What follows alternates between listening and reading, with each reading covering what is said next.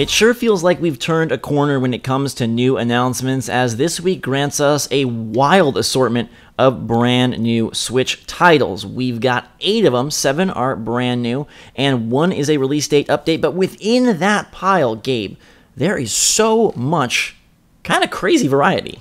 Yes, some confusion, a lot of variety like you mentioned. I'm excited for this list. Yeah, it's a good one, so let's dive right in.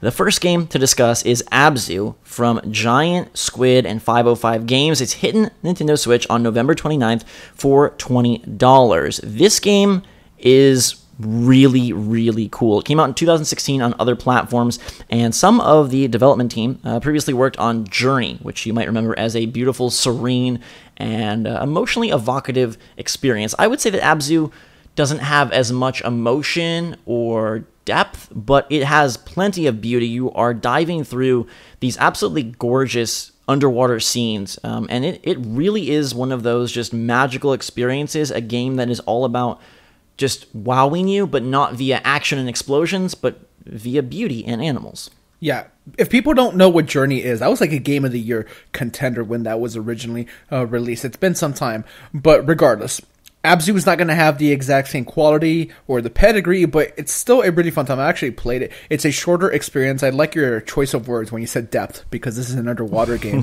So I like your little play on words there. I like Abzu, and if you've never heard of it and you're just seeing it for the first time, trust us, it's good. Yeah, it's about a 2-hour game, which may seem short, but for what it's going for, you wouldn't want to play this for 10 hours. It is mostly just a experience what the developers and designers have put before you, and it has really nice music from a BAFTA-winning composer named Austin Wintory. He worked on Banner Saga, and it's just got a really, really good feel, and it will make you appreciate the ocean. If you're someone that's afraid of water, maybe this will help you make some new slippery friends. Maybe. All right, let's go to something very odd. Or maybe it's not so odd, after all. Five Nights at Freddy's is coming to Switch.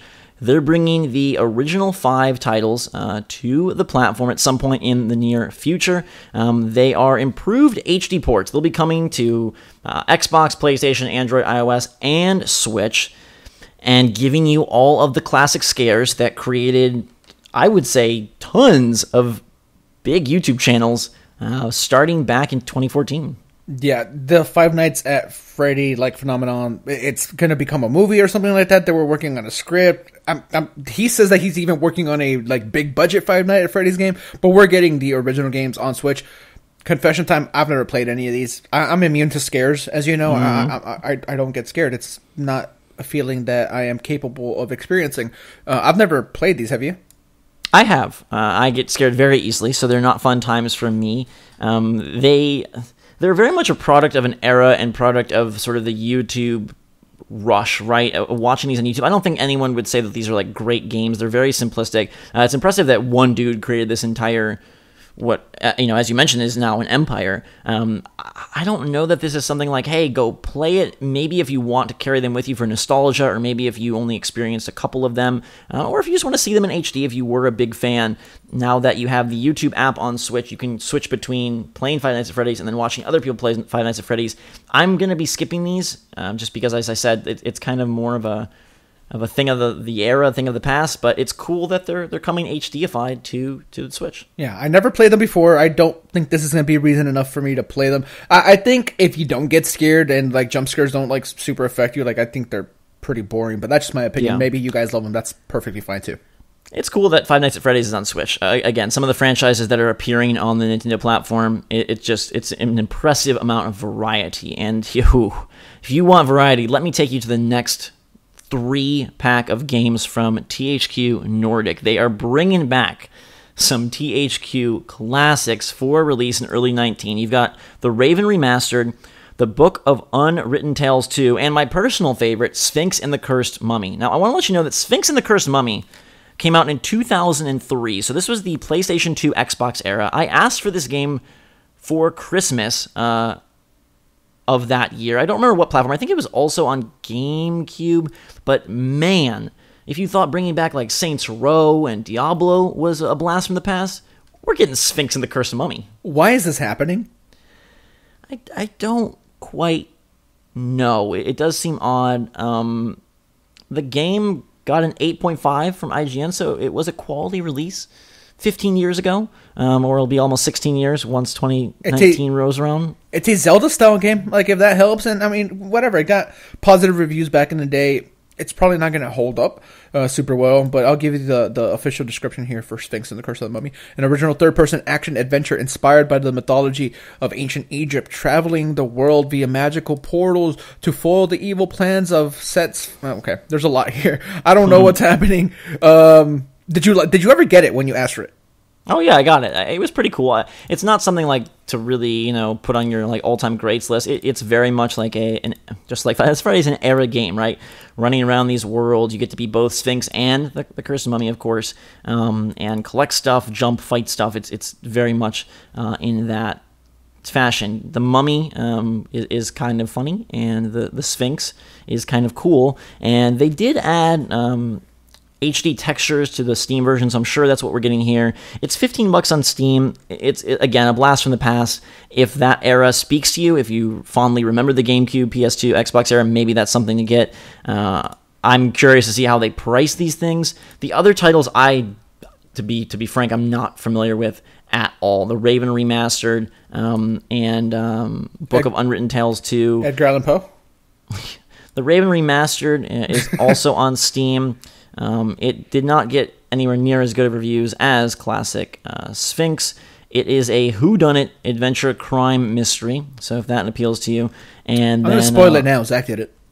No, don't say these unspeakable things. Book of Unwritten Tales 2 has very good reviews. That came out in 2015. It's a point-click adventure.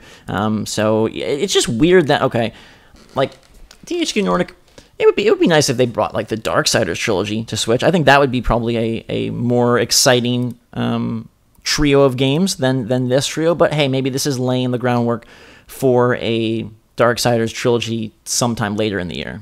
I agree. All right, let's move on to a very new announcement. Bandai Namco is bringing Ninja Box to Switch. It was announced and unveiled via CoroCoro magazine. They're calling it a, quote, super large-scale crafting game, and you will be able to create weapons, items, secret bases, and other devices. So this looks like Bandai Namco doing a little Minecraft spiel in 2019. We've got an image, and they're supposed to be adding more information in the coming weeks, but right now it's a large-scale crafting game.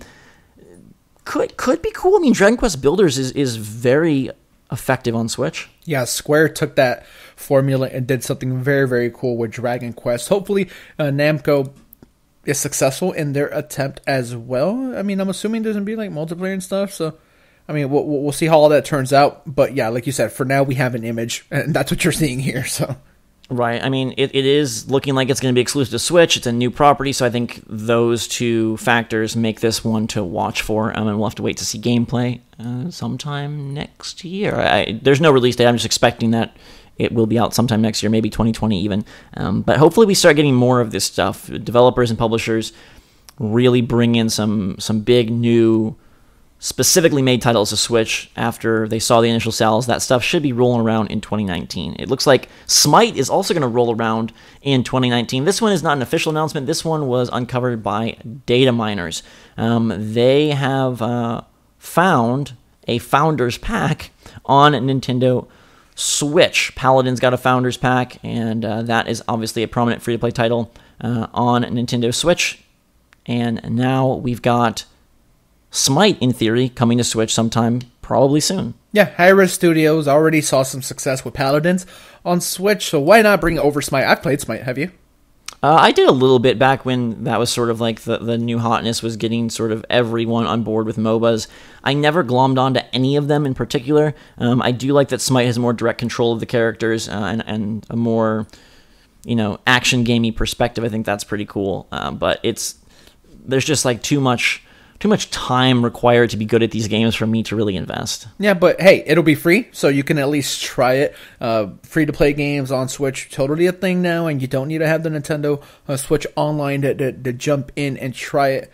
I don't know, Smite's pretty fun. I've played a decent amount of it with friends over the years. I've never, gotten super hardcore about it, but I've had fun when I have played it.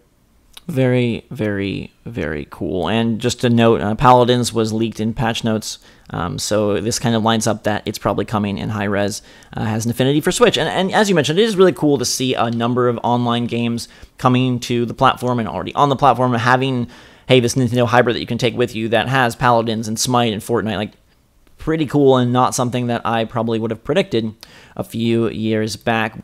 Lastly for the week, we've got Kingdom 2 Crowns, something that we had predicted because it was previously announced, but now we've got an official date, December 11th, 2018. This one coming just shortly after Smash. It continues the Kingdom franchise, which we saw on Switch previously with Kingdom New Lands, and now 2 Crowns introduces co-op and new campaign settings. So this one at launch will introduce a Shogun campaign, bringing a new style to the very beautiful pixel world of Kingdom. Yes, I played New Lands a little bit on Switch, and that was a surprisingly good time. As far as indie pixelated games go, this is a pretty good one, and I can't wait to see what the co-op is going to be like, and the Shogun aesthetic of it. That's pretty exciting as well. I'm going to check this one out, Zach. Have you played New Lands? I have not.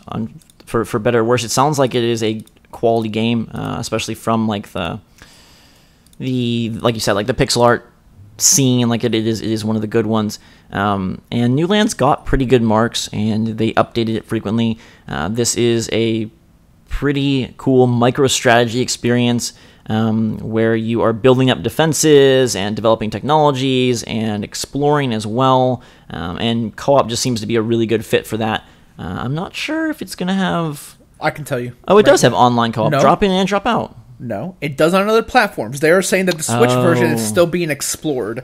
So that's what I was going to mention. It's going to have online co-op elsewhere, maybe on Nintendo Switch. That's a big bummer. Civ 6 doesn't have any online, and now maybe Kingdom 2 Crowns won't have the online for Nintendo Switch. I do not like that if that is happening. Yeah, I mean, it'll still have a local co-op, and hopefully they can figure it out, maybe even surprise us with how quickly they're able to get it up and running. The game still looks cool nonetheless, and I think it compiles a really solid week of...